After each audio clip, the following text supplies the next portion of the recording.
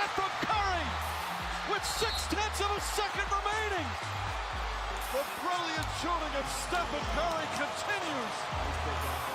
Back to Green, into the hands of Spurwell. Fast break down to Weber. He turns. Look up behind the back. And the step and the foul. What a play by Weber.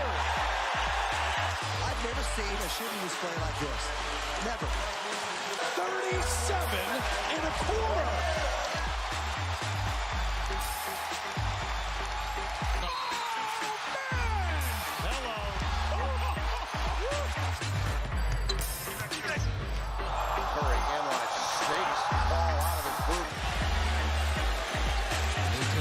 Swing and misses.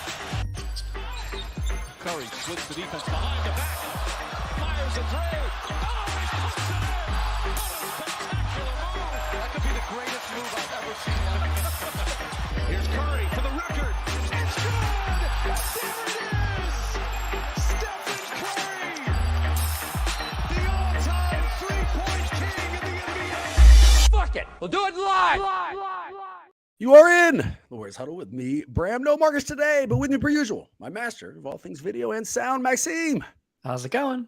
Maxime, I couldn't be more excited to announce I'm crazy fired up, man. Fired up like my team was in the finals, even though they are not rejoining us after way too long. A noted author who is dropping gems for the Ringer and our guys at Fansided, the former Warriors beat writer for the Bay Area News Group, the current host of the Locked On Heat and the Locked On NBA podcast, a guy who knows the untold story of Jimmy Butler's dreadlocks, and an NBA reporter who is currently in Denver covering the NBA Finals, Mr. Wes Goldberg. What's going on, Wes?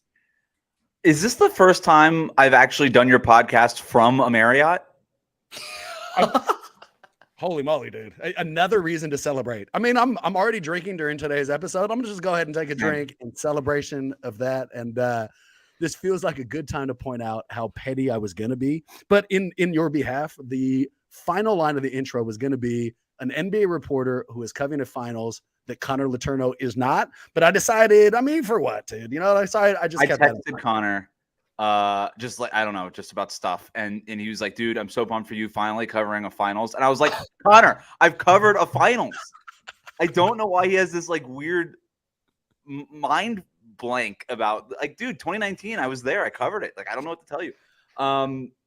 But I am equally fired.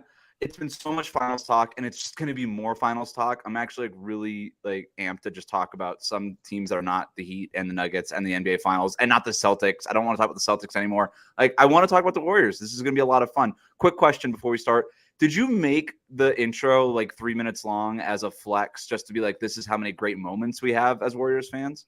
I mean, I think we both know that's not for you. I also am going to be distracted until I say this. Most of my questions are about the Heat and Boston today, so I feel like you're going to be fairly fucking disappointed. But with that in tow, Maxime, explain the length of the video, dude. Why did you make it so fat?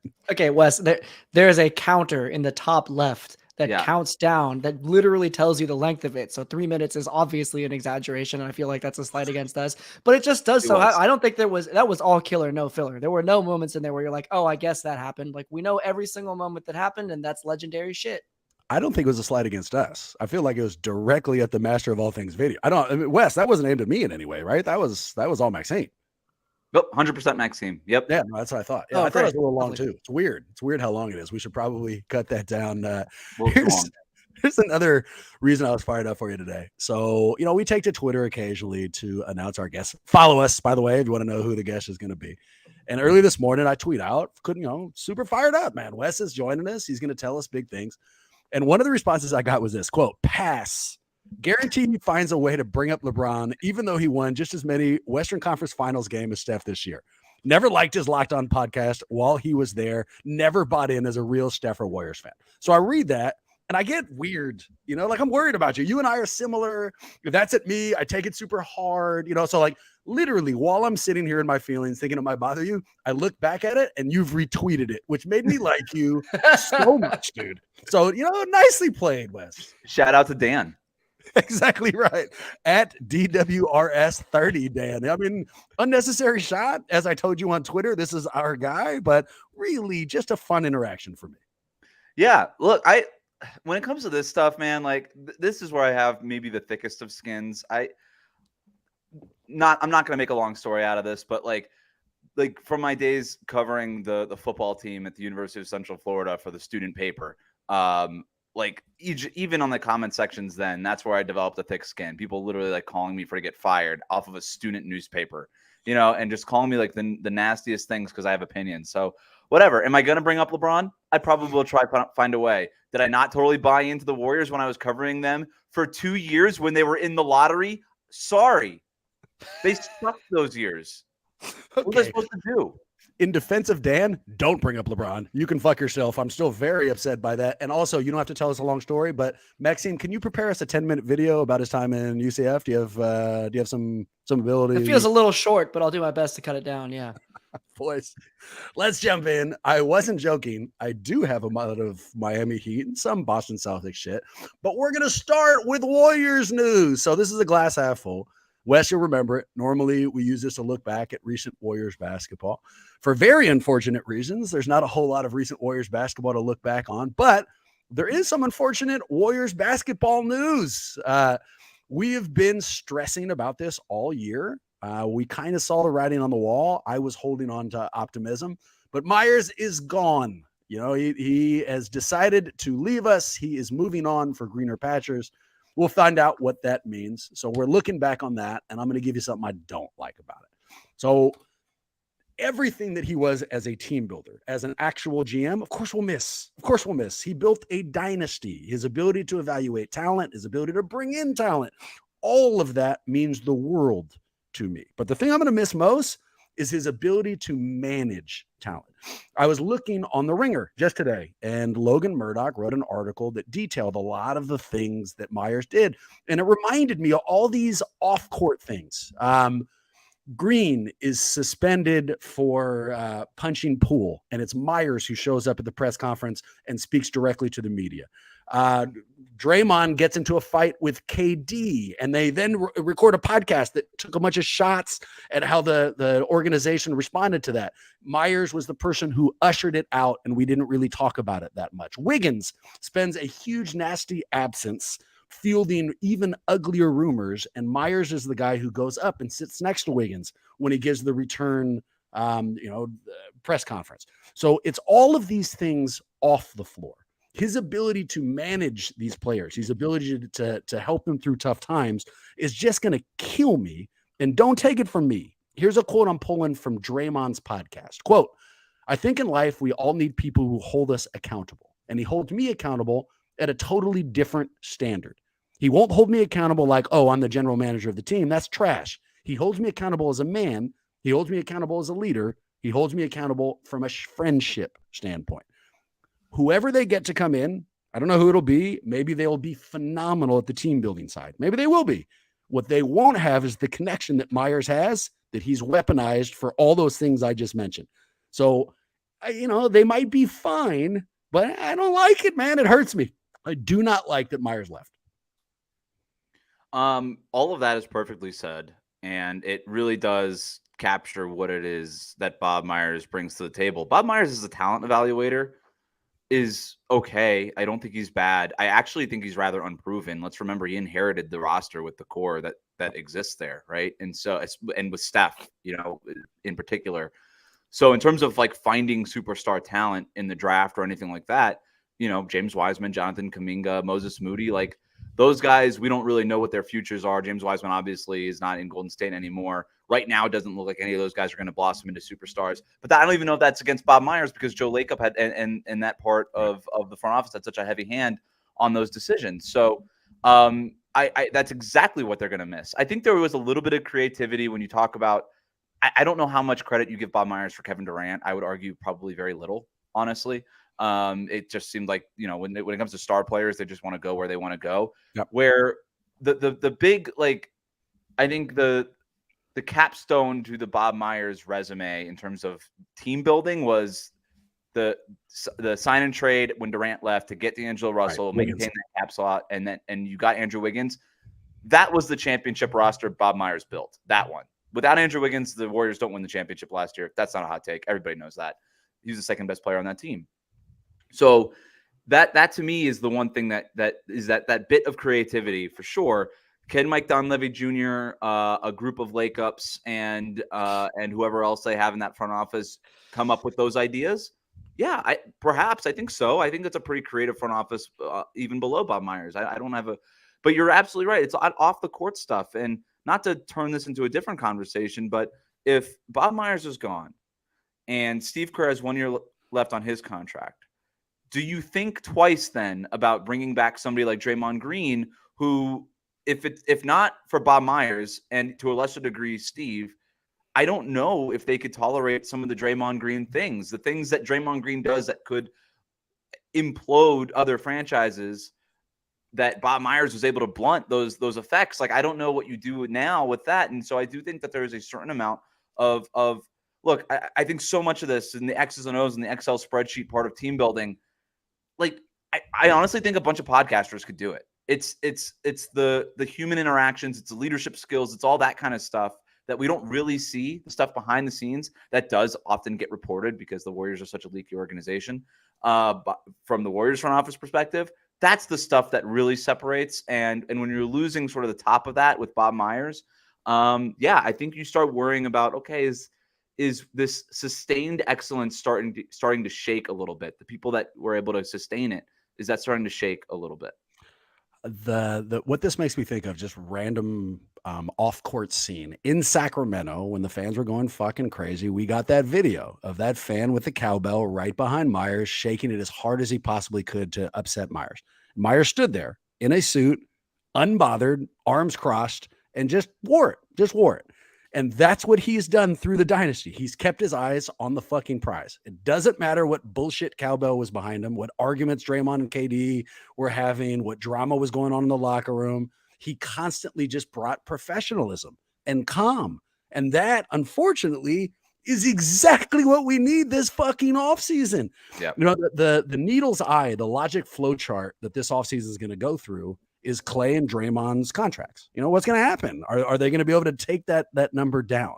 And what they need is somebody who knows them and has a relationship with them and can talk with this is a super random story and we'll probably cut it, but I'll tell you this to you guys anyways. In freshman year in the dorms, me and a group of people took way too many mushrooms, just way too many mushrooms. And one of the people we took it was with this woman, Tanya, and she lost her shit. You're going to say Bob Myers. I was like, Bob was there, but I don't want to, step on this is his story to tell. But this woman named Tanya took way too many shrooms and she was losing her shit. She was in our dorm room and she couldn't fucking recenter herself. And she was going down a rabbit hole that nobody wanted her to go down.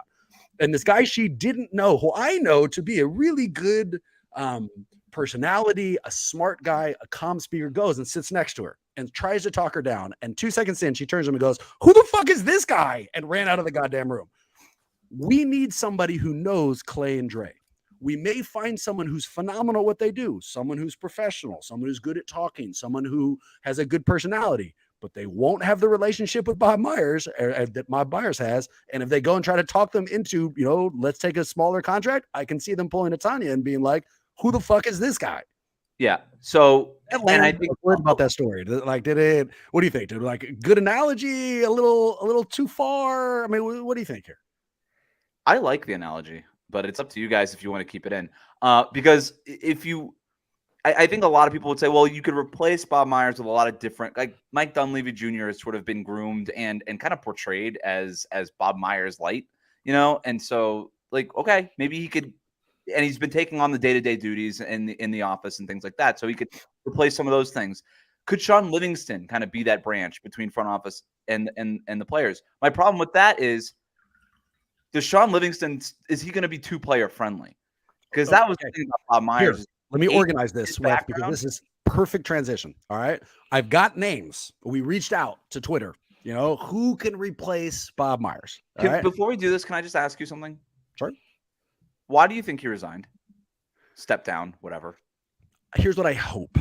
All right. Here's what I hope. I hope that he's climbed this mountain, that he wants time with his family, and that this professional challenge is no longer the one that he's interested in. And that leads to the quote he gave. This is a job that requires all of your attention, all of your effort, all of your passion. I can't give that, and so I can't be here. What I'm worried about is that his autonomy was fucked with this year. that either the coaching staff or the ownership group, somebody made his job so hard this year that it pushed him away from it. I don't know. I don't know if we'll ever know, but I really hope it's that first one. I was getting the sense when I was still covering the team that autonomy was being carved into a bit, and that 2 timeline plan, I don't know, was the brainchild of Bob Myers. And from people that I still talk with in and around the organization over the last couple of years, it felt like that snowball was just getting bigger and not really melting. And so when I watch that press conference and I see Joe Lacob be like, I still don't really know why he's doing it, but he's doing it and it's not up to me anyway. It's like, do you not? Are you in denial? Like, I'm not saying anything. I'm just saying that if that was the reason why Bob Myers is leaving, or part of it, it probably was all of these things, right? It probably was all of these things. Like, I get it, and if I were, I guess we'll get into that a little bit more. But I mean, clearly the 2 timeline thing worked out. Wes, you probably weren't watching. It did not. JK averaged about 30 minutes during the playoffs. So I mean, like the whole thing. Can we rewind the tape, Maxime? Can you pull this up? When I said that the 2 timeline plan did not work, and you had me on. I was against it all season long, and then they won the championship, and then you had me on after. And you wanted to take a victory lap, and you're like, "Can we now say that the 2 timeline plan worked?" And I said, "Can I still say it didn't work, even though they won the championship?" And I still feel like it did not work because I feel like they could have probably won more than one championship if they didn't do that in the first place. I felt like they won in spite of it.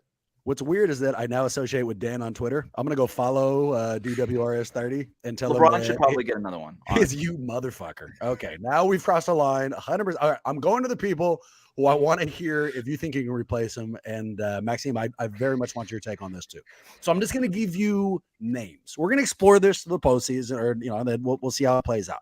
I'm going to give you a name. Give me your first reaction. You've already hit one. Instant. Did you say Sean Livingston? Mm-hmm. What's your first reaction as him as the replacement GM? And this is a very different job from playing basketball. This is a very different job from being a basketball mind. I'm pretty nervous, especially with there's a lot of factors converging on this offseason specifically. I wouldn't blame Bob Myers for looking at the new CBA and saying, fuck that. I've been painted into a corner by Lacob to design a team that just literally doesn't fit with this role players around 2 all-stars framework that the CBA is clearly pushing us towards. This is an impossible situation to deal with, figuring out, ultimately deciding between Clay and Draymond, in a year down the line. So I'm going to step away now. I don't think Sean Livingston is any more capable of doing that. He may be, but he's completely unproven in a front office perspective. And I don't think that's his responsibility within this office. I think he trends more towards being, like you said earlier, somebody that's a liaison with the players. I don't trust him to necessarily make those kinds of hard decisions and push this team in a direction that it needs to go in when you have to make those hard decisions that are going to make some players pretty uncomfortable. I don't know if we need somebody brand new. Same direction, Wes, but different name. Andre Iguodala. So I should add some color to this. These are Twitter suggestions. These aren't real. Sean Livingston's not coming to take over the GM role. Neither is Iguodala. But those names are thrown at me. Do either of them spark any interest? I don't know when a former player ever successfully transitioned into general manager right out of playing. First year. Way. Yeah, literally first year. You're too much of a player. And that's the thing. The coach and the players are in the locker room. The general manager's job is to be removed, right? You have to be removed. You have to have long-term vision, and you have to trade these players. You have to be ruthless. Andre Iguodala's not going to trade his friends, right? He's not going to trade Jordan Poole, somebody that he had under his wing, for the last couple of years. He's going to be like, why aren't we paying all these guys? And it's like, no, you're the general manager. You're supposed to determine who not to pay and who to pay. So no, which is the player-friendly shit. Here, to keep the Mike Dunleavy or Kirk Lacob, either one, because those are the presumptive favorites here in the Bay. That when no one said that, but they're the people who are already there. Mike Dunleavy's already, taken some of the positions when Myers wasn't available. Do either of those names spark any confidence? They've been, yeah. I think there's a confidence in that it wouldn't be as much upheaval as it would be if you brought in somebody from the outside who probably wanted their own people. And if what you're trying to do is keep as much continuity as possible, especially in a summer that we could see a lot of, jabs at that continuity, then I'm okay with what I think will happen is Mike Dunleavy, and this is just a guess. Okay. I have no reporting behind this, but it's sort of just based on feel and knowing how this front office works is I think Mike Dunleavy Jr. ends up being the general manager and Kirk Lakeup ends up being like VP of basketball and operations or something. And they basically share duties and bounce things off of each other. Let me bounce one more idea from you. All right. This is coming from me. It's not reporting. It's not going to happen. There's not enough timeline for it. There's just not runway to make it happen. But if I could, and we had to make this transition, here's my idea. We pull a Brad Stevens with Steve Kerr. Steve Kerr becomes the GM. And he has that exact, that whole Tanya thing I was telling you about. He has that relationship with Clay. He has that relationship with Draymond. He knows this team. We've always talked about it. He's a manager of personalities. He is he fits this definition. Fuck, he's not brand new to the GM job. He was GM in Phoenix, so. And he hated it. And he hated it. I don't know if but I don't hate this idea because he hated it because he wanted to be back closer to the game. He wanted to coach. Yeah. And now he's coached for a very long time, and that job creates burnout. And obviously also the GM job, according to Bob Myers, but I think a little bit less than the head coaching job. And I say that in the most respectful way possible to Bob Myers. So that would, to pull it off, to give you the full hypothetical, right? Okay. This year, because it's impossible. All the coaching they're not going to fucking change it. It would be Why not? Walton. Be Walton. Why not? That would be the coach who came in because he already knows the system. He went 24 They hire Luke Walton as the head coach. So, or some other coach, I guess. But that would be the guy I would throw out there. It's not going to be Nick Nurse. All the other candidates aren't even considering us. And this isn't going to happen. Kerr is going to be our coach next year, and it's going to be somebody else. But that's the idea I was going to throw out there to you boys. I wouldn't rule that out. Yeah, I wouldn't either. But you start to see some dominoes falling into place here a little bit. Maybe not in this offseason, but within a year or two. Right? A couple of things, just if you don't mind me backing up. First of all, Dunleavy, as much as we may hate him as a player and what he did for this franchise, right? He is the son of, right? He's a junior. Mike Dunleavy Sr. had a pretty successful, though short career as a coach, right? Taking that Lakers team to the finals. Then he was, the Clippers GM. He definitely, the point is that, I think everybody learns from their father, ideally learns how to be a better version, take the things that work, leave the things that don't. There is certainly reason to suspect that Mike Dunleavy Jr. could be a pretty successful front office executive. If that's the extent about Mike Dunleavy Jr., please. I think he's got a really good eye for talent. Knowing the players that he liked in those drafts where I was covering the Warriors, I think he's got a good eye for talent. That's my one point of information. I'm just throwing that. Here, I'll throw in another. And this is speaking as a guy who booed the shit out of Mike Dunleavy multiple times at the Oakland Coliseum because he has a very complicated relationship with Dub Nation. And, it didn't go super well when he was picked number 3 here. But what pick was Bob Myers? What the whole way that we've been evaluating whether or not Mike D is going to be good here has been through his career as a player. Myers wasn't a fucking player at all. And so good players don't make good coaches and good players don't make good GMs. It's never been the case. We may already have the perfect candidate, and maybe Mike D goes on and is the continuity that we're looking for. But I don't. So back to you, Maxime. Yeah, because the flip side of it is he may be the perfect GM for a different reason than all of the reasons that we've been discussing, which is to go back to my earlier point about the CBA. he might just be the fall guy.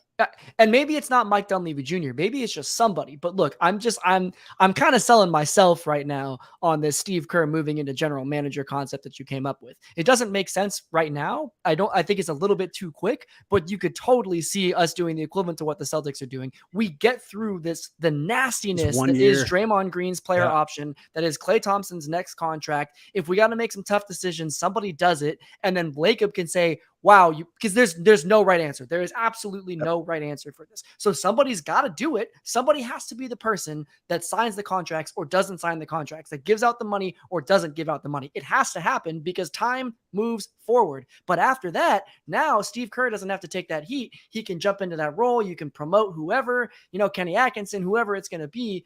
And we're in a much better relationship because Steve Kerr didn't have to be the dick. It's 1 year. So what you're saying is all they need is an interchangeable pain sponge for 1 year. They just need a Tom Lobs game for a year. That's all they need. Succession reference. Also, can you ever imagine someone describing, look, what I need is a pain sponge, and you say no? Like, has there ever been a worse description of a job than pain sponge? Like, I feel like I'd be all the way out. Also, I would like to have sex with your wife. but I would like to. I'm going to. So. Only in the right if this doesn't happen. In the right circumstance, I think she would too, but only in the right circumstance. So we'll see where that happens. But before we get too far from this Steve Kerr thing, and then I'll push us towards the finals. We never got any of the offers. I don't know what happened, and we never will. But what I would imagine happened if I'm Joe Lacob, what I would have done is thrown an incredible 1 year deal at Myers. Because Kerr's contract is only another year. And like what we need is this transition. We need someone to help with the Draymond Klay, what goes on this year. And, I'm sure they went to him and said, just one, you tell me, give me a number, I don't want 10 years. I don't want 5. I don't even want 3. Just give me this offseason. And that would have to be a lot of money for a roster that's going to be very expensive already. Yep. And Bob, I don't even know how much money. Like, no GM wants to be just sign themselves up for a lame duck session, right? And if you've decided I'm done in any job, we can all associate with jobs where we don't want to do anymore. If you've decided you're done, I don't know if it matters if it's 1 year or 5. You're done. And by the way, that if it was a 1 year deal, it would have been leaked immediately, and he would have lost all credibility with Draymond or Klay or anybody for trying to sell some sort of vision, because they would have been like, well, you're going to be outskis. That's true. And you couldn't use the whole let's do this together. I'm going to be here. I'm taking less. So if I want to complete the Steve Kerr theory here, if you don't mind, I think it would be Jama who takes over as head coach. It'd be, give me that again. Jama. Okay. Malela. Yeah. I think he would be the one that would take over as head coach. Mm-hmm. And Steve would move into that Brad Stevens, president of basketball operations thing. I really don't know if he has an appetite for that, Steve Kerr. I don't know if he has an appetite for that. My biggest thing right now is, and I don't mean to keep coming back to this, and just cut me off if you don't want to have this conversation, or if you want to have it later. I don't know. But the Joe Lacob part of this, if Bob Myers left because of reduced autonomy under the Joe Lacob regime, Steve Kerr is not going. Steve Kerr is going to try to be as removed from that as possible, and you could do that as head coach. Joe Lacob feels like he and the Lacobs have a say on what this team is doing from a personnel perspective. There's no doubt about that, right? And he's been very open about that. What he doesn't do is call plays in the huddle. He doesn't do any of the coaching stuff. He doesn't do anything that Steve Kerr does. So right now, Steve Kerr does not feel a lot of that heat, but I do wonder if he would have any trepidation about going into a general manager role, being like, well, Bob just left because he felt like this was a problem. So why would I inherit these problems when I'm not dealing with these right now and I got 1 year left on my contract? Why would I do that? This is the ugliest version of why this has happened. The what's the Bill Simmons line? The disease of me. That after a dynasty and after multiple championships, people start wanting more and more credit. And well, let's be honest. He inherited a team that was ready, ready to go. And I think some of the stuff that Joe Lacob has done from a business perspective, next level. Like, in that sense, that's where they were light years ahead. I give all the credit in the world to Joe Lacob from building the Warriors into this. Even if they would have won one champion, maybe even 2 championships. I don't know. The Spurs won a bunch of championships. They're not like this booming business. He created the business around the championships, but he did not build the championships. No, that was Steph Curry, Bob Myers, and Steve Kerr, but mostly Steph. So let me be crystal clear on this. Having watched Cohan, having lived literally through decades of ineptitude at the ownership position, Lacob has been a fucking godsend, and I consider him a gift. And willing to spend the money. And he deserves so much credit for that. Of all the things, really, of what owners do, players play, coaches coach, GMs build the team, owners write checks, spend money. That's what they do. And he has done that better than anybody else. So he deserves all that credit. But if I'm looking for tea leaves about why I'm worried, Chelsea Lane, Jerry West, he has made a couple of weird decisions where it's kind of been like, no, I know better here. And up until now, that hasn't mattered. I really hope that's not what happened with Bob Myers. I really hope there wasn't some shit when he was in there if they wanted to trade the young guys and Lacob told them no. I really hope that's not what went down, and we won't know. I don't think we'll ever actually get that clarity. 30 years from now, we might know. So this is the worst case scenario is that the Golden State Warriors are the next Dallas Cowboys, where they have a decade of excellence and their owner gets high on his own supply, kicks all the people out who are not yes men, who are not interchangeable pain sponges, kicks all of them out, and thinks that he knows best and ends up being the general manager of the team, basically, and making all these personnel. That's what Jerry Jones did. Worst case scenario, I'm not predicting this to happen. I'm just saying worst case scenario, if I'm a Warriors fan, is that Joe Lacob turns into Jerry Jones 2.0. All of us are thinking of it. So I do not think that's what's going to happen. I'm not. I do not. But I shouldn't say all of us. I have had multiple drunken conversations when we're revealing what we're most worried about. That's the thing that ultimately comes out, And listen, I'm not thinking I'm worried about it, but I'm not thinking about it. And that's just protectionism. I don't want to, this is not fun anymore. I'm not having a good time. I don't want to hear about this. Fucking Wes. Goddamn, Dan, you were right. We should have passed on this fucking guy. What's the conversation we want to have? I don't know. Well, we will cover it later, but look, glass half full. It's hard to give that to you for the Myers thing. It just is. I'll give it to you. Go ahead. Kind of what I was getting at before. I think that there's good talent evaluators in that front office. And if they're able to have a say, if we're looking at what really is going to be the next phase of this Warriors era, right, where it's maybe compete for a championship every other year, whatever it's going to be, maybe every few years you got a chance at it. I think talent evaluation is going to be even more important. And if you're getting, and look, Draymond Green, opt in, opt out, resign, sign, trade, whatever you do, he's getting older, right? Like Steph's getting older, Clay's getting older. There's another side of all of this. Sure. It's a matter of when, not if, right? Yeah. And so if you can install somebody now who could build up a rep and credentials and kind of do the work until and earn like a reputation and some heft in that front office, that when it comes time to transition to the next phase of whatever the Warriors are, and that person is creative and new and fresh with ideas and rejuvenated in a way that Bob Myers self-admitted was not. He was not engaged in that way. I think that would be the half full version of this. Here, I'll give you another one. Lacob's quote when they asked him about the new CBA, he said, "We don't care about the rules. We will win." I'm going to add a different thing, actually. So before I said, what can owners do? They only spend money. That's only half true. Here's the other thing they can do. Owners sometimes treat these as like investments.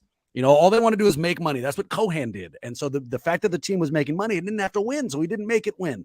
That is not who Lacob is. Lacob fucking is a competitive SOB.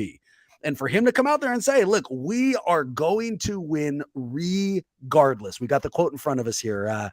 When asked about the new CBA, quote, "We're going to win no matter what. I don't care what the rules are." So he is competitive.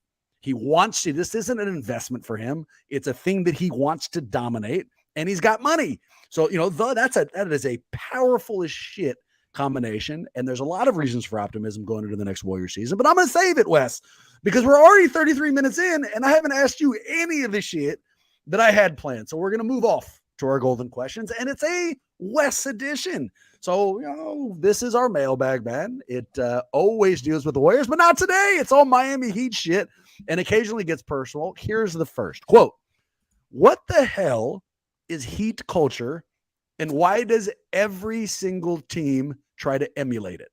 So I've been hearing fucking Heat culture all over the place now that they've gone to the fucking finals, and we've heard it 1,000 times. In fact, it was part of an article that you wrote December of 2022. The article was called "How Far Can Culture Take the Miami Heat?" So you feel like the right guy to ask this question. What's Heat culture? What does that mean to you?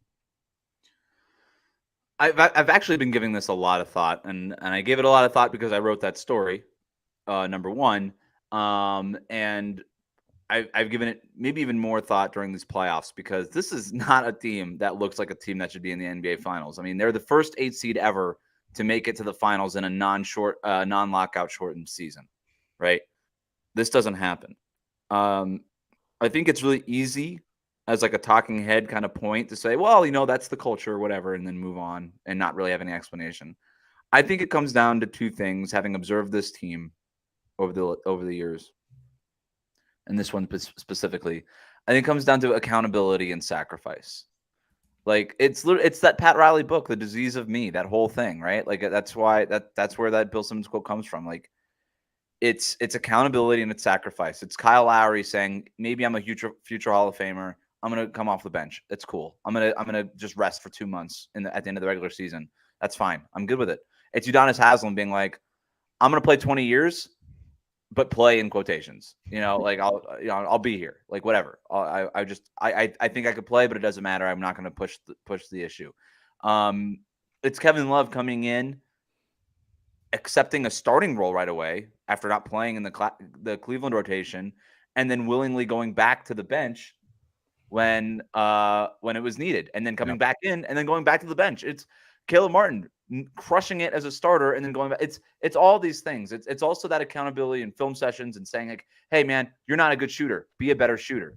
It's those things. There's a story about Eric Spoelstra years back in I think it was 2016. It was after the Big Three era where they drafted Josh Richardson out of Tennessee in the second round, and he was kind of going through on an off day, was at the practice facility, kind of going through his shooting drill, and Eric Spoelstra happened to be there. And Spo, even though it was an off day, was like, well, we're both here.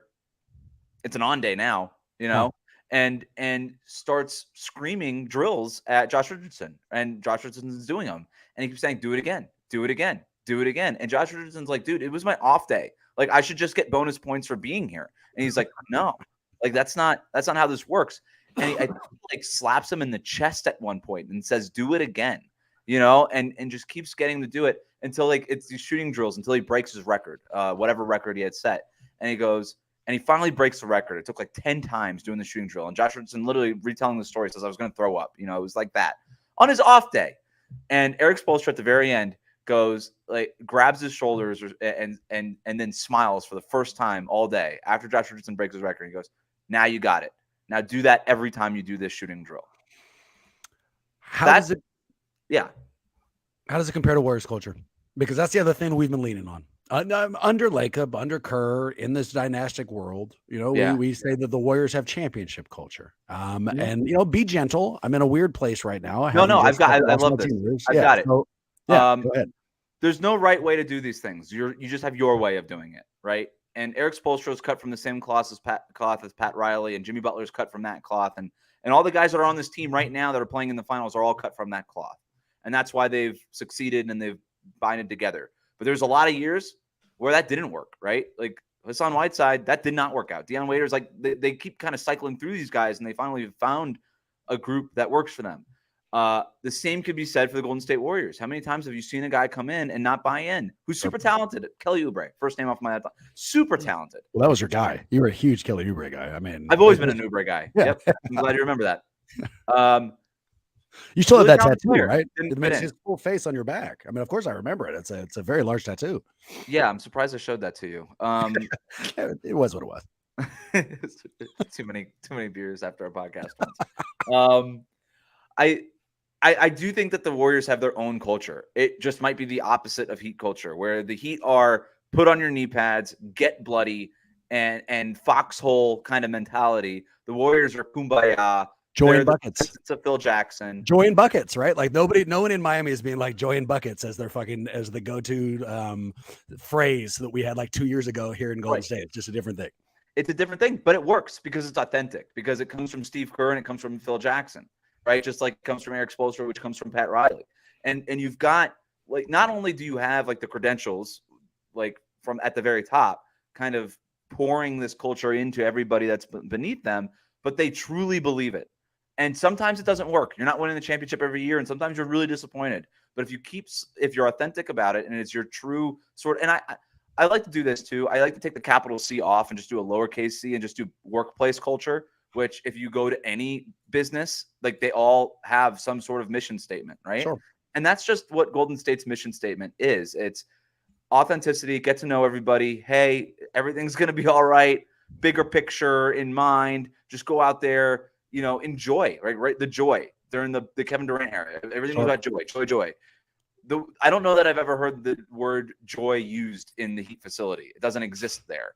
But it works for the Warriors, and the Heat thing works for them, and it works. But you have to have people who know what the vision is.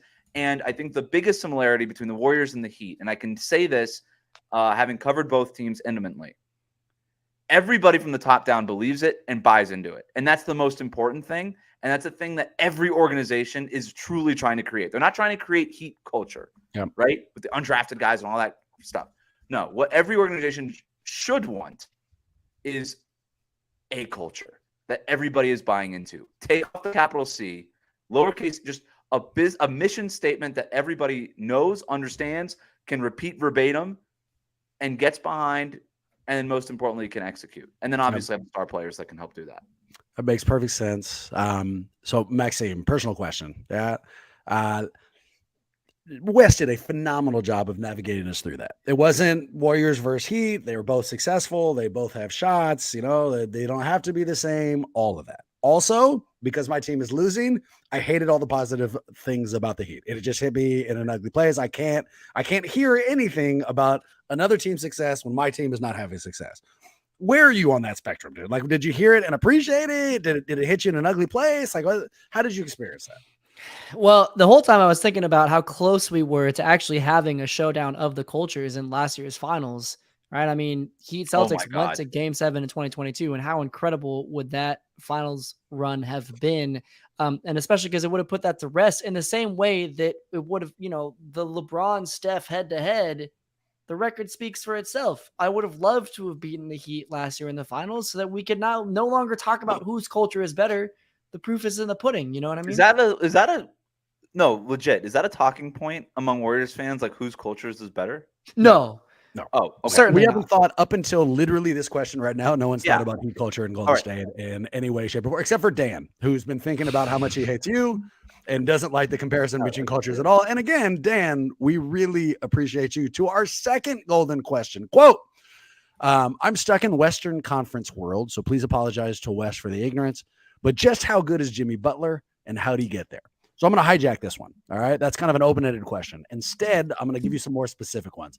Here's the first, and I love this. So, it's part of the intro and a little bit jokey, but Wes wrote a story about Jimmy Buckets for The Ringer, the untold story of Jimmy Butler's dreadlocks. And here's a quote from it because I just loved it. This is from Abdebayo from BAM. Stay petty so you ain't got to get petty. And then here's Wes's follow-up. For Jimmy Butler, petty is his natural state. It's the one he perpetually exists in. Some, even his own teammates and friends, call him a troll. Those around him confirm that his outward-facing persona is the same as how he behaves in his private life, only perhaps a bit dialed down. Wes, what did you mean here? Stay petty. You ain't got to get petty. Give me some descriptions here. Who is Jimmy Butler? Well, I hope I wrote it clearly enough where I don't have to explain it. Well, just read the entire fucking article throughout this podcast, but I feel like that's not what people tuned in for. So instead, I'm asking for an insight from the author. Okay. I think Jimmy Butler has a very unique leadership style. All right. And it kind of gets back to that culture thing that I was talking about, like the Steph and like the culture that you're trying to fit as an organization has to be embodied by your star player. And I think in the case of Jimmy Butler and Dwayne Wade before him, it does. The stay petty, like that's sort of like the joking part about it. But what I thought was really interesting in talking to people for this story was it wasn't enough for Jimmy to just get the dreadlocks and do the petty thing of him trying to have his photo for the rest of the season with these dreadlocks that he was not going to have for the entire season, which was, and I had confirmed this, 100% his motivation. And I love that. And I love that about him. But the fact that he involved everybody around him, he's got a group of people that he surrounds himself with, friends, family, business associates, all these things. And he brings them everywhere, and he hangs out with them, and he empowers them. And more importantly, he involves them in all of this. He could have just went to any salon and gotten the dreadlocks done with the extensions and just done the thing, and then that be the end of it. But he had to do a whole day of it. It was a whole New York themed, Harlem themed thing. He wore Timberlands the entire time. He flew out his most trusted hairstylist, Diamond, who I talked to for that story, who was phenomenal in the information that she gave me. And everybody, like Chris Brickley was there during the whole thing, like getting up shots with him in between like breaks and stuff. Like he was playing dominoes, he was playing music, like he's just involving everybody in his life and made it like a team event. And it doesn't take much of a leap to go from that to be how that is similar in the locker room for Miami, and just being there in the locker room in Miami with the music playing after losses, because he's involving everybody, he's keeping everybody together. And when you talk about, hey, this is the mission statement, this is what we have to get everybody in lockstep. Him doing those things is a way of getting everybody on the same page that he's already on. I was thinking, so at the end of that game 7, there was a little bit of film of Pat Riley coming down from whatever suite he was in, and they're just kind of doing a little lap around Boston, which means a lot because Pat Riley's history as a Laker and shit. And what I thought to myself was that there's never been a better pairing between someone in the front office and an actual player than Jimmy Butler and Pat Riley. You know, that whole stay petty so you ain't got to get petty. Fucking Riley going. And, you know, they was there to watch the win. They had won, to go down and make sure everyone noticed, like, oh, you guys may see that here I am walking around this fucking garden that I've already owned, was as petty and as phenomenal as I could fucking imagine. And, you know, good for their pairing. But let me weaponize this to make it clear how good he is. This question, right? You know, how great is he? Following this run, do you consider Jimmy Butler to be part of the NBA's elite? And let's make that more specific. Can he be the best player on a championship team? Yes, and I believe that last year when they were a shot away from making the finals. I was a believer at that point. That's when I was fully a believer. I believe it even more so now. The thing that makes Jimmy Butler so great is not necessarily the pettiness, although I'm sure that feeds into it. It's what he does not do on the court. He never turns the ball over. He never fouls. Like ever, and he defends at literally an all NBA level, and he scores at an all NBA level, and he has like a 30% usage in the playoffs, and he just doesn't make mistakes. Like this is and unlike a lot of sort of our predatory type of wings, LeBron, Kawhi, Paul George, Jason Tatum, Jaylen Brown, all these guys, he actually plays defense as hard as he plays offense. You know what I thought watching that game, and I've used this line before, but have you ever seen an NBA athlete in the wild? Have you ever seen them walking around? They walk different. They walk like jungle cats. There's an athleticism that just fucking spills off them. It's not how we interact with the world. It's how uber athletes walk in the world. When I was watching Jimmy Butler during that game 7, he was walking around like an alpha male on the fucking court. He wasn't forcing it in that first quarter. He was kind of waiting for his spots. But nothing about his body language, nothing about his demeanor screamed that this moment was too big. It all screamed, I'm here to win, and so let's see how this plays out. Now, let me pause. Let me say, I still believe in the motherfucking Warriors. This isn't a Heat fucking podcast. I think we are returning right back to prominence next year, and for everybody who's a little frustrated that we're going this deep, it is what it is. The fucking Heat made the finals. We got to explore it, but I at least wanted to say that. Here's my last question about Jimmy Butler. If we've got that quote, Maxine, that YouTube shit I shot you, let's go ahead and play this before I ask the question itself. Here's Jimmy Butler early in the Eastern Conference Finals. And if you go back all the way to that night against Chicago in the play-in, did you think then that something like this would be possible? Damn right. I did. Damn right. We did. And the best part about it is we still don't care what none of y'all think, honestly speaking. We don't care if you pick us to win. We never have. We never will. So what I loved about that is nobody asked him, Wes, do you care about what we think? He just shoehorned it in, like not at all. So the question is, do you believe it? Because I kind of do. Does he? I would say something like that. but I wouldn't mean it at all. I would be desperate about your guys' opinion. I'd be hell of concerned. I get the feeling that Butler genuinely does not give one fuck about what anybody else thinks. Am I right? For the most part.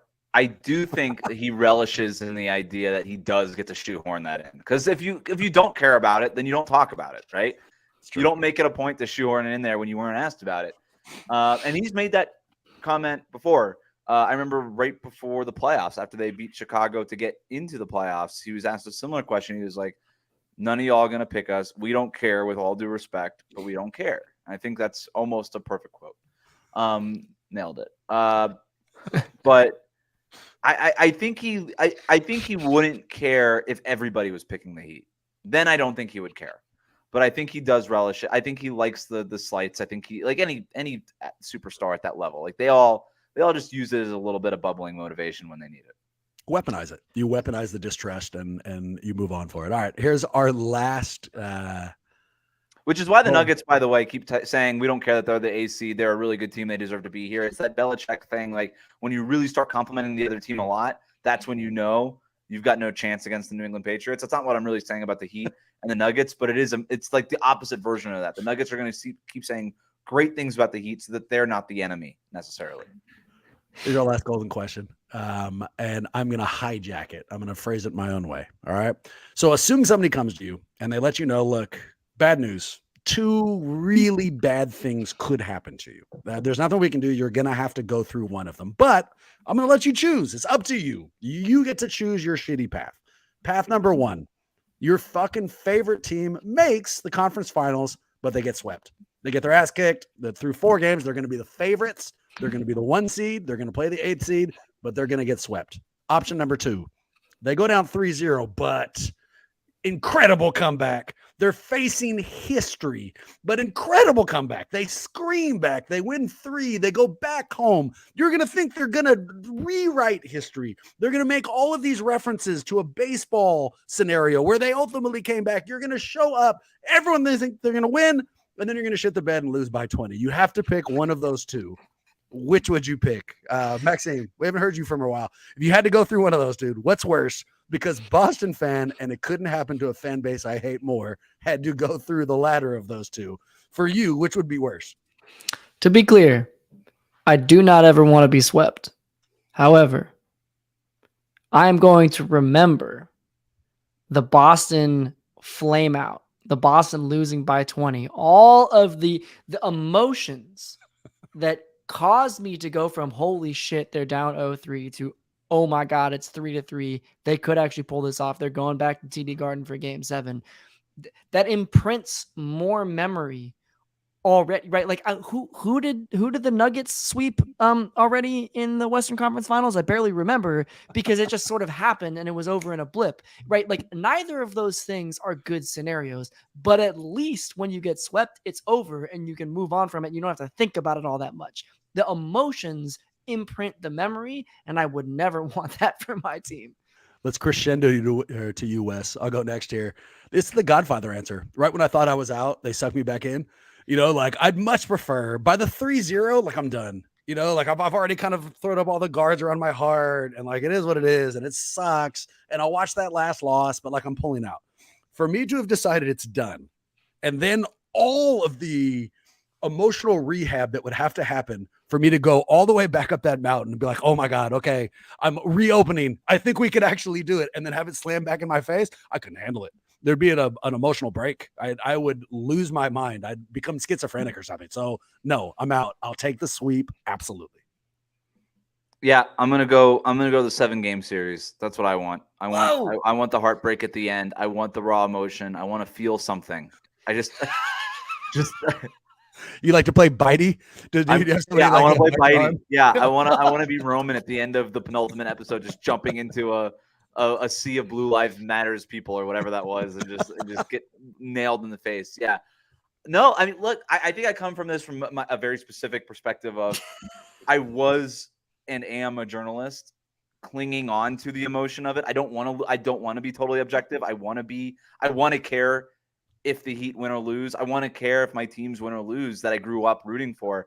And so much of this job does its best to strip that part of you away that I'm clinging on to it. Give me the feel. Give me the feeling, because I've also had this version, like almost like sustained Godfather, just enough to pull you back in and then break your heart at the end. In my NFL life, the Miami Dolphins have been doing this for 20 fucking years. Okay, 9-7 every goddamn year, man. We're right there every year, just on the edge of the playoffs. And you know what, man? I'd rather be that than what the Detroit Lions were for those 20 years. You know what I mean? Where you're just, all right, I guess we just suck again. We're just going to talk about the draft for 365 days this year. Awesome. Like, no, give me that emotion. I just want to feel something. So give me the 7 games every time. Yeah, I'm out on that. I don't like feeling sad in any way. And like the second I get close to it, I start like running away from it as fast as I can. So no, it would not hit me in the right place. All right.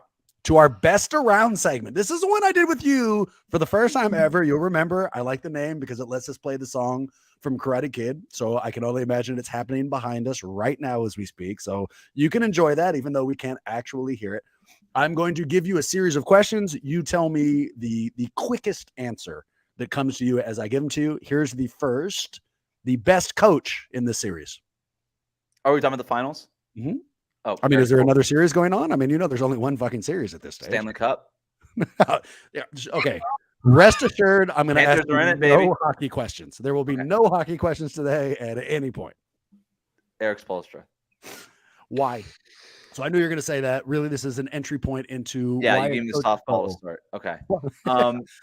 Actually, tell me more about the hockey series. Do you have any takes on it? Do not. Tell me why fucking Spo is as good of a coach as he is. Well, you want to ride a hot goalie. I think Eric Spoelstra is just in his prime right now. I think he's 2021 Steph or 2022 Steph. I think he's 2016 LeBron. I think he's 2018 Kevin Durant. Like, that's what Spo is in his bag, man. Like right now, like he's got an adjustment for everything. He's got plan A, B, C, D, all the way up to Z. He is not getting outcoached in a series. He's not getting outcoached in a game. He's not getting outcoached in a quarter. Like, this dude is flat out dominating right now. The Heat are so well prepared. They are not the most talented team in the NBA. They are not talented enough to be in the finals. They have two players who are undrafted. Why they're in the finals? If it's not the talent, then it must be the coach. And he is that dominant. He dominated the Eastern Conference. He dominated Mike Budenholzer, got him fired. Dominated Tom Thibodeau, who won Coach of the Year a couple years ago. Dominated Joe Mazzulla and that Brad Stevens cohort in Boston. Just made minced meat out of him. Like, he's crushing it right now. And I think Michael Malone is an awesome coach. But I think Eric Spoelstra is the best coach, not just in the series, but in the NBA. And I don't think it's close. I think it's he's a tier unto himself right now where he's at. Seems to be common knowledge. Seems to be everyone's response. So I'm not going to push back. Instead, what I'm going to say is, Maxime, go back, and every time he said LeBron, bleep it. Bleep what I just said too, and that's definitely going to happen. So go ahead and make sure that goes down. Here's our next best around. LeBron. Best movie snack. You're at a movie. You got to buy one. You only get one, dude. Only get one. Yeah, just one. You can only walk in there with one snack with you. What do you take? All right. I know I'm got to be quick here, but this is an important question. Does the drink count or not? No. Is the drink question. No, good. We're only eating. Drink is a separate So I can have my soda and I can have one snack. I get one snack with it. Oh, all right. Okay. I'm gonna go Sour Patch Kids. The reason I asked for the drink is because I wanted the popcorn. Right? Without the drink, then you're just in hell after like 5 minutes with popcorn. But you just keep doing it too. Just keep eating it as if eating more is going to make you less thirsty, but it does not. It does not work in any way. It just gets uglier and uglier. But I love Sour Patch Kids, and I wanted to give you a different answer. I don't know that I believe it, but that's my answer. I'll take it. Mine's equally as random. One that isn't even fucking offered in most movie theaters anymore. I go Juju Fruits. I was a huge fan of those. Fruit, dude. They're fantastic, dude. I like the consistency. Yep. They're really Can I tell you a story about Juju Fruits? Oh, please. Of course. All right. So there, those the claw games, right? Where you put in a quarter or whatever and you try to grab candy. The claw. It moves. I think I was at Disney World with my parents when I was like, I don't know, like let's call it 10, right? Whatever, doesn't matter. And they had a claw game at the hotel that we were staying at with the candy thing. and there was like that little bullshit box of Juji Fruits that has like literally Juji Fruits are large pieces of there's like three of them in there. Three, yes. And one of them's black, and nobody wants that one. Right, you have the one black licorice one that you throw out, and then one's lemon. Now you're left with two, dude. What are you gonna do with that? Right. So, but I wanted it so bad, man. I wanted it so bad. I swear to God, dude, I spent $10 on this for 3 pieces of Juju. 3. So that's how much I like Juju Fruits. Great callback, Bram. Appreciate it. It's my go-to. Maxime, what's your answer here? Because I'm sorry, you were shaking your head dismissively at the Juju Fruit response, which bothered me. No. It's more the categorical lack of respect for the world of chocolate. I'm not a chocolate guy. No, not in movies. Chocolate in movies is for weirdos. It's people who like crunch berries. I don't get chocolates in movies. Too. Oh, wow. Okay, we're about to split this 3 ways, aren't we? Because when you toss crunch berries in there, the drinking episode. There's only one correct chocolate answer. Wow.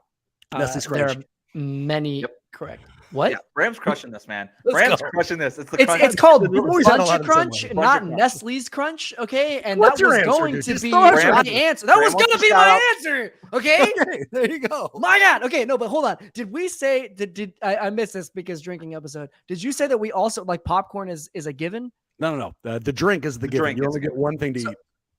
So okay, wow, that makes it very difficult because popcorn is an absolute staple because you can house it perennially forever. And if I do only, so I love the salt chocolate combo. I've loved it forever. Are you one of those freaks that like mixes the chocolate into the bag of popcorn so you don't? I know what don't, you're but I getting? do respect like the people that put specifically Reese's Pieces into the popcorn so that it kind of melts and gets the butter on it, and then you occasionally Right, get and then a Reese's and then Pieces it's just like bite weird into handfuls of peanut butter. I mean, weird is a weird way to put it. I would say butter. glorious, but sure, yeah, to each his own. Eating chocolate and peanut butter with your hands is strange, but more strange is when you said that popcorn is housed perpetually forever. What does that mean, and why is that an advantage? Yeah, because you finish. If you get 3 jujubes, you finish that before the fucking previews are over, man. That's why it's an advantage. What are you talking about? Juju Fruits. Have you know they're Big called Juju difference. Fruits, and nobody sells those small bullshit Disney World packages at the movie theater. So I This feel is how like much I dislike Maxime's take. LeBron. it's a you Oh, no. bleep it. LeBron. Bleep it. It was a terrible Gotta go take. find that one too. Back to the finals. Best roster, Wes. Looking at these two teams, who's got the Denver. best team? Denver. Best player. Denver. Who? Big Michael Porter Jr. guy. I No, knew it. it's Yeah, I knew it. I absolutely it's knew it. Nikola Jokic. Second best player, Jimmy. Yeah. Best home court advantage. Denver. Dude, that altitude, that's crazy. Yeah. Did you see Coach Spoelstra's quote on that today? Did they want to He tip said it just in send it to Everett? Mount Everest? I mean, he's okay. Can I just talk about Spo? When I talk about it in his bag as a coach, absolutely. In his bag, also in these press conferences, 1,000%. All right. He said that after losing game 6, going into game 7, I thought he was going to flip the press conference table. He was so amped up about playing that game 7. He's like, we got to play right now. No, right now. He was like a coke addict needing cocaine right now. Like, it was nuts. And then he actually had the audacity to say, we're going to get on that bird and fly to Boston and play this game. He called a plane a bird. Like, who does that? Who will have the most petty press conference moment during the finals? Because Mike Oh, this is Malone, good. not to be outdone, Yes. like real early on, was like, this is the first fucking series I've ever had people tell me we're going to lose because of Rui Hachimura's defense on Nikola Jokic. So, like, he's capable of bringing some anger and flipping some tables in there as well. You used the word petty before, and if petty is the question, then I'm going Michael Malone. He is up that petty game in these press conferences. Spo is like just like cliches and tropes and all these things, just fills it, just stuffed in these press conferences. But Michael Malone's bringing the pettiness. I appreciate it.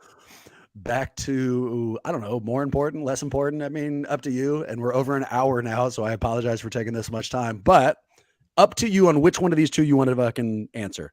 Either the best airport you've been to or the best chip flavor. Both exceptionally important questions. Airport can get pretty divisive because then you get city loyalty and stuff like that. What I will tell you, not Miami and not St. Louis. Screw both of those airports today. Chip flavor, original. What do you mean original? Original what? Like Doritos, Ruffles? So I get I get the specific brand too. Yeah, give me like we're gonna go buy some chips, dude. What are you buying? Like everybody's got sour cream and onion in their version of it. Yeah, no, I want specific. Okay, I'll stick with it. Original Pringles. It's a terrible call. That's second. I know everybody disagrees with me on this. It's boring, absolutely right. Dry. It's the best one. It's not. It's terrible. It's amazing. Do you have a follow up? Is there anything else? I mean, like that's do you want second place? Second place is those like baked chips, jalapeno flavor ones. I don't really like kettle chips, whatever. Yes, whatever the brand flavor to it. The jalapeno ones, perfect with every sandwich. I'm a Ruffles cheddar and sour cream guy. Although, and this is going to upset some people, Funyuns. I was a big Funyuns guy. You know why I stopped eating Funyuns? I hear you on Funyuns. I bought a bag of Funyuns and ate one, and it was soaking wet. And just saying that makes me want to throw up into this microphone. I don't know why it was. No, I don't know. No, it was wet in the bag, dude. I don't know what that was. It makes me feel sick to even talk about. Let's not follow that up. Maxime, what's your take here? Fucking kettle jalapeno chips. Yep, and Wes is exactly right. They go great with every single sandwich. I don't care if it's hot or if it's cold. I don't care if it's from your shitty Safeway deli. I don't care if it's the best sandwich you've ever had. The jalapeno kettle chips always work. So unless you're eating a Philly cheesesteak, there's no reason for a sandwich to be hot. Number one, ever. Have you heard of a Cuban? Actually, accurate. He's right. Don't order Cubans. Okay. Okay. Wow. That's a panini. That's different. Doesn't feel different. Mr. Pickles, you put them in your sandwich. Mr. Pickles, when you have a deli sandwich. Maxime? Go ahead, there's a lot of questions flying my way. Yeah, go ahead, Wes. Mine's more important. Maxime, is this the one that Mr. Pickles has? I think it is. Because when I was in my old sales job, there was a Mr. Pickles in San Ramon. Maybe some of your listeners will know it. The one in San Ramon, it was by like a Rite Aid, I think. And I used to get like twice a week, go and get the tuna sub with Swiss and these chips. And I have very fond memories of eating that sandwich and these chips in my car. Yes, everything spilled onto my tie and my shirt that I had to wear for the sales job, just crumbs everywhere. But it was beautiful. Listening to podcasts, it was beautiful. I feel incredibly right in saying your question was not better than mine, especially now that we've really heard you go into it. And on the far more important issue, Maxime, do you put the chips into your sandwich? Are you that kind of a weird dude? Like, do you open up the bread and throw them in there? No, but listen, let me be clear. Though I do not do that, I totally respect that Wes does. These chips are that good that they totally hold up if you want to put them in a sandwich. I put all chips on all sandwiches. That's weird. I don't even need it to be a sandwich. If it's two similar objects, I'll just put the chips between those things. I mean, holy moly. Whoa! I'm just gonna let that sit for a while. Maybe we should bleep that. I'm not to do with that information, and we're just gonna let it sit just for a couple seconds. Okay, that's good. That's good stuff. Back to the finals. Rapid fire. Ready? Will Tyler Hero play? Yes. How early? Game 4. Who will be the finals MVP? You're basically asking me who I think is going to win the finals, and I've not given a public prediction on this as That's my last question. Know that my next question is going to be who's going to win and in how many games. So finals MVP? Sure. Yep. LeBron. I mean, they won't hear it. Now it's going to get bleeped, you piece of shit. Unbelievable. Maxime, take this last question. We're just going to let that one ride. All right. Who wins and in how many games? Can I just I've been thinking about this. I have been thinking about this a lot, right? So this isn't just me treading water, but let me tell you, I'm in a bracket with some friends of mine for no money. Supposedly the winner of the bracket gets a sticker, so I don't know what's up with that. But I have yet, so every single round we re-pick for the round. Wait, can we go back to winning a sticker? That hella bothers me. Wes, that hella bothers me. I can't. Yeah, I'm so glad that I'm angry about that. What's the sticker, dude? Why? What's the sticker of? Who came up with that? It's unclear. It's unclear. And you get to put it on a piece of like $2 million art at a dead guy's apartment. You put it on Greg's forehead, and you let them know that you own them going forward. And the amount of inadvertent Succession references have been just fantastic. We need some details here, Maxime. What's the sticker, dude? What's the sticker of? Like a trophy or something? You're not gonna like this answer. It's undetermined. I think it's oh my god. Yeah. You guys just decided you're having a competition, and the winner gets a sticker. Wait, do you guys collect stickers? Are you guys like rare sticker collectors? It's not even rare. They're not even doing this for a rare sticker. I honestly wish just I didn't a even sticker. tell you because this is so beside the point. The point is that every single round, listen, every single round I have not picked the Heat. I'm sorry, Wes. Literally every single round I have not picked the Heat. So you have no here sticker. I am. Right. Well, yeah, clearly I'm not going to win this thing. But here we are because you get to repick every round. And so here I am in the championship once again picking against the Heat through clenched teeth, because at this point they're making me pretty scared about picking against them. So I do have Denver. I do have them in 5, which is admittedly aggressive, but I think home court advantage really matters here. And I do think that Jokic is phenomenal. And I do think that as opposed to, I mean, Thibodeau is an incredible coach, but let's be real, the Knicks aren't nearly as intense of a matchup as the Nuggets will be. I think this is the second time, but really the first time that Spo and the Miami Heat will be facing a legit coach and a legit team at the same time. And I think they're going to be a bit exposed. I'm sorry to say it. So I have the Nuggets in 5. 2 quick follow-ups from me, and then we'll ramp up to Wes. Follow-up 1, the far less important thing, Denver in 6. That roster makes sense. Jokic has realized himself as maybe the best player in the league. And if they haven't lost the momentum that they built during a sweep, I think they carry that right through. And I think that they ultimately win this. And I think what Miami has done is incredible and a fantastic story, and everything we've said stands. But I also think Denver in 6. Way more importantly, if I had like a deep competition with friends that I was taking seriously and I won, and then they said, here's what you won, an undetermined sticker, I don't know the kind of fury that I would be facing. I don't know who I'd have to talk about that, but it's preposterous and it's really bothering me. So I'm just going to throw that in there because I don't understand any of this. I think the sticker I'm going to get is my child was an honor student at some middle school, because I think that's the sticker of my dreams. So wait, it's like a joke sticker? It's a nothing sticker. Who said it's going to be a sticker? I don't like that person. Why didn't anybody all sign off of it? Like, it's like, is this like one of those weird like business meetings? You're like, what would be great for this thumb thing? And you guys were like, hey, like, did you guys all sign off on the sticker, or is it like a Joe Lacob situation where what one guy says is, and that's it? That guy's in charge. The latter, unfortunately. Okay. Yeah. Holy shit. Was it you? Who made that decision? It was not that me. Person needs to be fired from whoever is it. They can no longer run your guys' competitions. I am stepping in. No more sticker competitions, Maxime. We would love to have you, Bram. Yeah, no, I stood by. We have a beautiful My Little Pony sticker for you. Do anything you want, dude, but no more sticker competitions. I'm out on the sticker competitions. Wes, to you. What do you think, dude? Who wins? How many games? If you say the bleeped name, he who will not be named. I mean, you can't use that joke again. You got to give us a fucking prediction. I thought I had one more. I actually thought I was done, and then you asked me who Finals MVP was, so you kind of teed it up for me.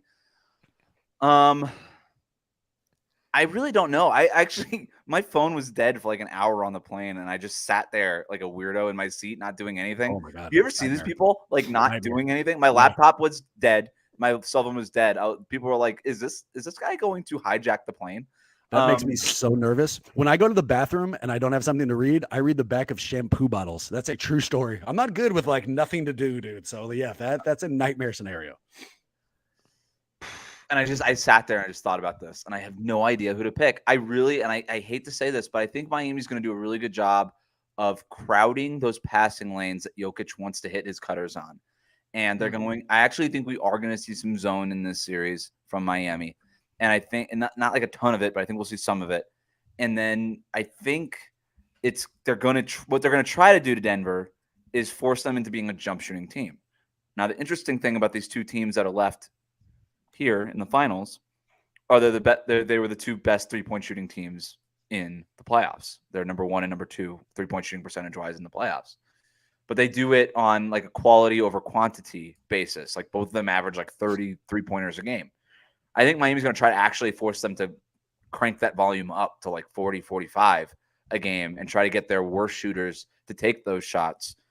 And I think this is going to come down to 3-point shooting. Like I think that's what it's going to come down to. Which one of these teams, like they shot 60%, the Nuggets did against the Lakers in some of those games from 3. Like ditto for the Heat. Like it was just crazy hot shooting for both these teams. Which one of these teams comes back to earth faster? I think that's what it's going to come down to. So that's kind of my answer. I don't really have. It's not an answer. You didn't give me an answer. You gave me the why. You didn't give me the actual person. Give me the person. Who do you think is going to win? Heat and 7. There you go. What are we looking at? I had to bring this up. This is from Wes's newsletter, and it felt like Wes is over here giving us like strict analysis, and I don't know. There's something about this, right? Wes is specifically calling out people that are saying like, "Oh, you think they could go all the way?" And here Wes is giving the analysis, and I just feel like this is exactly what you predicted happens. It's like, well, who's gonna win? Who's the better team? And Wes like, they're gonna cut off the passing lanes, and I'm like, what? What does that even mean? How do you feel about being busted out here, Wes? We're looking at a highlighted portion of Wes's newsletter, which, to be fair, we've complimented in the past, but I think he's using it to fuck you over here. How are you feeling about this? Yeah, I don't know. I was really proud of this newsletter, but what part are we looking at here? It's about Succession and Vanderpump Rules. Like, why is it? Hey, whoa! This is there's a whole section about basketball. Come on now. There is. Don't sell yourself. Yeah, the Chris Mannix thing. Everybody was stacked. So this is the part you highlighted. Is this the part you care about? In real life, no one comes up to me and asks, "Hey, man, did you see how Joker read the Lakers defense? And when they pinched against him on the shot, on the short rule, he kicked it out to the strong side shooter. His anticipation is nuts." No, they say things like, "You think the Lakers can go all the way?" Or "Durant to the Suns, can anybody beat them?" Or "Where do you think Kyrie ends up?" Yeah, you're right, Maxime, 100%. Now I understand what you were saying. Yeah, so I provide that analysis. People don't provide that analysis to me. That's why you get stickers in your competitions. Which, to be fair, is my final question, and I don't have the chops to give you this answer, and I don't have the connections to be able to really know the truth. But there's a rumor out there that says, as opposed to giving out a trophy this year, whoever wins is going to get a sticker. Do you know if that's true? Like, are they doing that? Well, they got to name it after somebody, since all this shit has names now. Maxime. It's going to be the Maxime sticker. Of course it is. Holy shit, Wes. So look, dude, look forward to this all week. Here we are, just absolute delivery. We really synthesized on the Juju thing. I appreciated you for that. The sticker thing was also phenomenal. For people who need way more Wes Goldberg in their life, where do they go? At WC Goldberg on Twitter. I'm here in Denver covering the finals, and I'll be obviously back in Miami covering the finals when it's there. So if you're interested in the finals, and you probably are if you listen this long, follow me there. Locked on Heat for the Heat perspective on things. Locked on NBA on Thursday nights for the NBA part of stuff. And yeah, everything that I'm doing writing wise will be on Twitter. You know where the hell to follow us. You want to get us an email to let us know we did a good job, bad job, any job. Shoot us a question. Follow up on what the best movie snack is. You can shoot that email to jujubees@huddle.com. I mean, jujufruit at huddle.com. The lack of respect here is just unacceptable. Just completely unacceptable. If you want to follow us on Twitter, that's @sticker. Same thing for YouTube and Instagram. You can keep that in mind. Good stuff there. And with all of that in tow, go Warriors. And hopefully we'll see you real soon.